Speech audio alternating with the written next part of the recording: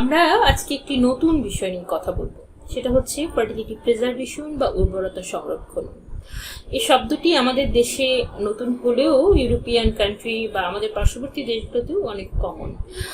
এখন আসা যাক ফার্টিলিটি প্রিজার্ভেশন বা উর্বরতা সংরক্ষণ বলতে আমরা কি বুঝি এবং কাদের প্রয়োজন। ফার্টিলিটি প্রিজার্ভেশন বা উর্বরতা সংরক্ষণ বলতে আমরা বুঝি যে একজন ছেলে বা মেয়ে তার ডিম এবং ছেলেদের শুক্রাণু এটাকে প্রিজার্ভ করে রাখবে ভবিষ্যতের জন্য। প্রিজার্ভটা আমরা সাধারণত ক্রায়ো প্রিজার্ভেশন বা ফ্রিজিং করে থাকি। তো এটা কাদের প্রয়োজন? ফার্টিলিটি প্রিজার্ভেশন মূলত ছেলেদের ক্ষেত্রে প্রয়োজন যারা ক্যান্সার রোগে ভুগছেন এবং দীর্ঘমেয়াদী কেমোথেরাপি এবং রেডিওথেরাপি পাচ্ছেন। আমরা সবাই জানি যে রেডিওথেরাপি এবং কেমোথেরাপি ফলশ্রুতিতে আমাদের গোনাডের শুক্রাণু উৎপাদন ক্ষমতা কমে যায়।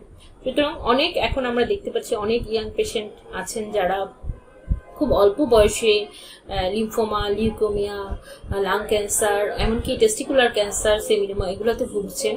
তো এইসব পেশেন্টের যদি আমরা শুক্রাণুটাকে আগে প্রিজার্ভ না করে নেই এবং কেমোথেরাপি দেই, তাহলে দেখা যাবে তার শুক্রাণুর ড্যামেজ হয়ে যাবে এবং পরবর্তীতে সে বাচ্চা ধারণ ক্ষমতা হারাবে।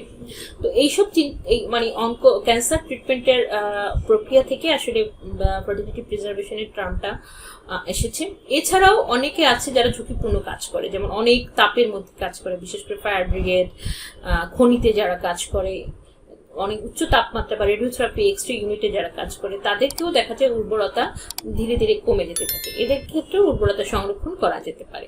আবার মেয়েদের ক্ষেত্রেও ঠিক তাই, যারা ক্যান্সারে ভুগছেন। এছাড়াও অনেকে সোশ্যাল এগ ফ্রিজিং নামেও একটি টার্ম আছে, যেটার অর্থ হচ্ছে মেয়েরা এখন আগের চেয়ে অনেক বেশি ক্যারিয়ার সচেতন। অনেক মেয়েই চায় না যে 30 বছরের মধ্যে বাচ্চা নিতে, বা ঠিক মতো বিয়ের পছন্দের পাত্র পাচ্ছে না, এই জন্য বিয়ে করতে পারছে না, কিন্তু তার বয়স বেড়ে যাচ্ছে।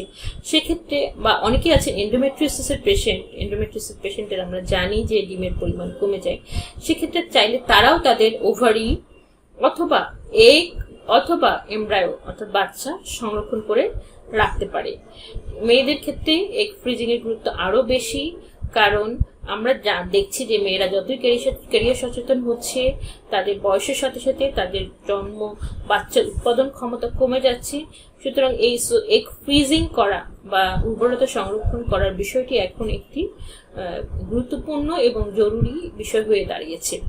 তো যেহেতু বাংলাদেশের এই কনসেপ্টটা নতুন, আমরা চেষ্টা করছি ফার্টিলিটি প্রিজার্ভেশন নিয়ে কাজ করার জন্য এবং ফার্টিলিটি প্রিজার্ভেশনের জন্য একটি অনকো ফার্টিলিটি ইউনিট খোলার জন্য, যাতে করে যে ইয়াং ক্যান্সার পেশেন্টগুলো কেমোথেরাপি, রেডিওথেরাপি পাচ্ছে, ক্যান্সারের জন্য চিকিৎসা নিচ্ছে, যাতে পরবর্তীতে তারা এই প্রিজার্ভ বা ফ্রিজিং ওভাম এবং শুক্রাণু দিয়ে বাবা মা হওয়ার স্বপ্নটা পূরণ করতে